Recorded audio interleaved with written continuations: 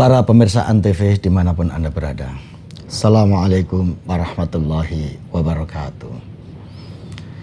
Kisah dan catatan sejarah mengenai Baginda Sulaiman adalah merupakan tulisan tinta emas dalam sejarah Islam.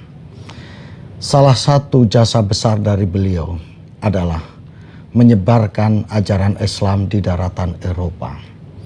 Setelah beliau menaklukkan wilayah Hongaria, Austria, dan beberapa wilayah di daerah tersebut, beliau kemudian kembali ke Istanbul.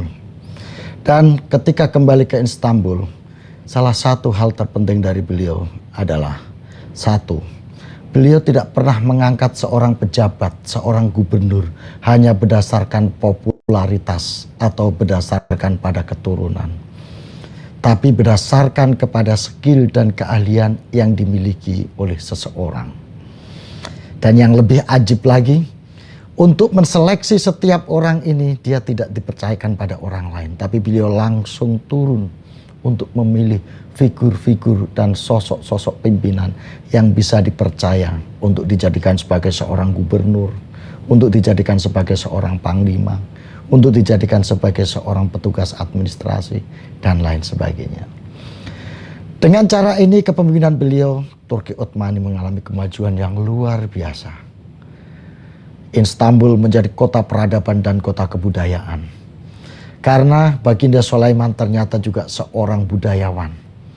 Beliau menguasai sastra, menguasai seni musik, menguasai seni arsitektur, dan berbagai macam jenis kesenian yang lainnya.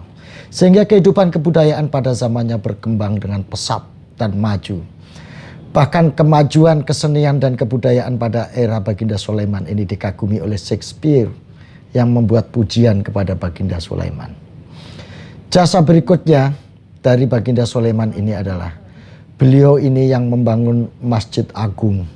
Kemudian juga membangun kota-kota yang ada di daerah-daerah dan kota-kota terbesar. Termasuk melakukan renovasi terhadap Ka'bah yang ada di Mekah.